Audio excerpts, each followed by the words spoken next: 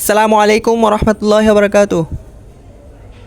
সুপ্রিয় দর্শকবৃন্দ, আজকে আমি আপনাদেরকে এই ভিডিওর মাধ্যমে দেখাবো ফুডপান্ডায় পারফরমেন্স কিভাবে নির্ধারণ করা হয়। ফুডপান্ডায় পারফরমেন্স নির্ধারণ করার জন্য দুইটি বিষয় ফলো করা হয়। চলুন দেখে নেই সেই দুইটি বিষয় কি, কোন দুইটি বিষয়ের উপর ভিত্তি করে পারফরমেন্স নির্ধারিত হয়। এখানে আমরা দেখতে পাচ্ছি অ্যাকসেপ্টেন্স রেট এবং অ্যাকচুয়াল ভার্সেস প্ল্যান্ড আওয়ার্সের উপর ভিত্তি করেই মূলত পারফরমেন্স নির্ধারিত হয়।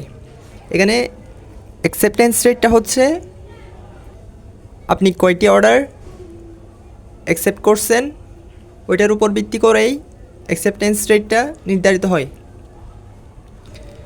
এখানে দেখতে পাচ্ছেন আমার অ্যাকসেপ্টেন্স রেট হচ্ছে 88.89%। এটা কিভাবে হয়েছে এখন আমি আপনাদেরকে প্রমাণসহ দেখাবো। গতকাল আমি 8টা অর্ডার ডেলিভারি করছিলাম, একটা অর্ডার ডিক্লাইন করছি, অর্থাৎ অর্ডার আসছিল 9টি, সেখান থেকে আমি একটা ডিক্লাইন করি এবং একটা ডেলিভারি করি। তাহলে আমার অ্যাকসেপ্টেন্স রেট কত হবে সেটা আমি এখন আপনাদেরকে দেখাবো।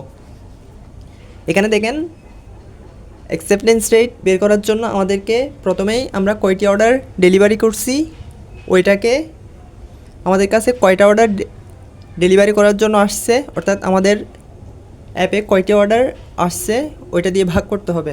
এখানে দেখেন আমি অর্ডার ডেলিভারি করছি 8টা, আমার কাছে অর্ডার আসছিল 9টা।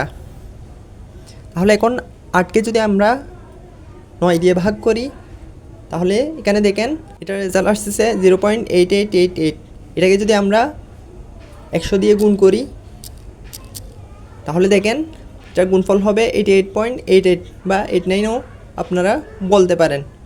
অর্থাৎ অ্যাকসেপ্টেন্স রেটটা নির্ধারিত হয় আপনার উপর আপনি কয়টা অর্ডার ডেলিভারি করছেন এবং আপনার কাছে কয়টা অর্ডার আসছে সেটার অনুপাতের উপর ভিত্তি করে। মনে করেন আপনি পুরো সপ্তাহে 60টি অর্ডার ডেলিভারি করলেন এবং 5টি অর্ডার ছেড়ে দিলেন, অর্থাৎ আপনার কাছে টোটাল অর্ডার আসছে 65টা। তাহলে আপনার অ্যাকসেপ্টেন্স রেট কত হয় আমরা এখন দেখব। আপনার কাছে অর্ডার আসছে 65টা, আপনি ডেলিভারি করছেন অর্থাৎ অ্যাকসেপ্ট করছেন 60টা। তাহলে আমাদেরকে 60কে 65 দিয়ে ভাগ করতে হবে। এখানে দেখেন আমাদের রেজাল্ট আসছে 0.923। এরপরে এটাকে যদি আমরা 100 দিয়ে গুণ করি আমাদের রেজাল্ট আসতেছে 92.30। আবার মনে করেন আপনি 70টি অর্ডার ডেলিভারি করলেন এবং আরও 6টি অর্ডার ডিক্লাইন করলেন অর্থাৎ ছেড়ে দিলেন। তাহলে আপনার অ্যাকসেপ্টেন্স রেট কত হবে সেটা আমরা এখন এখানে দেখব। এখানে আপনি 70টা ডেলিভারি করছেন, 6টা ছেড়ে দিচ্ছেন, টোটাল হচ্ছে 76টা। তাহলে 76 দিয়ে আমাদেরকে এখানে 70কে ভাগ করতে হবে, অর্থাৎ আপনি যে কয়টি অর্ডার ডেলিভারি করছেন অ্যাকসেপ্ট করে সেটাকে আপনার কাছে টোটাল যে কয়টা অর্ডার আসছে সেটা দিয়ে ভাগ করতে হবে। এখন সেটাকে যদি আমরা 100 দিয়ে গুণ করি এখানে দেখেন 92.10। তাহলে আপনার অ্যাকসেপ্টেন্স রেট হবে 92.10।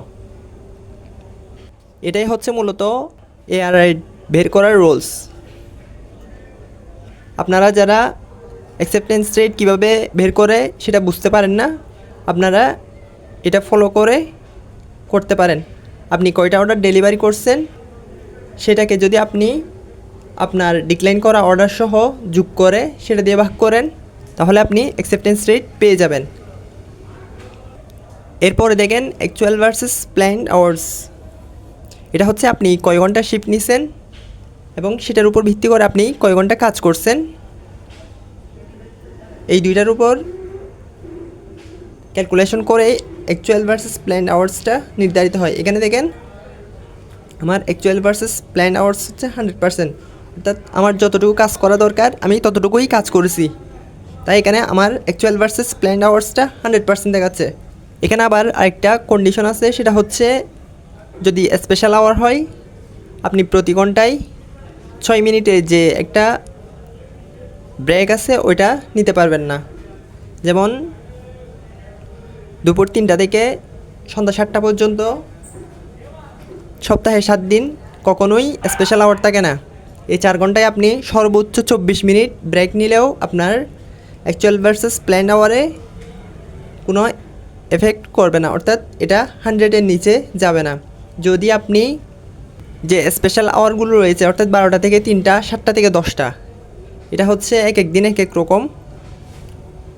ওই সময়ে যদি আপনি ব্রেক নেন তাহলে আপনার অ্যাকচুয়াল ভার্সেস প্ল্যান আওয়ারটা কমে যাবে, যেটা পরবর্তীতে বাড়ার চান্সেস খুব কম থাকে। যদি আপনি 3টা থেকে 7টার মধ্যে ব্রেক নেন তাহলে সেটা পরবর্তীতে বাড়তে পারে।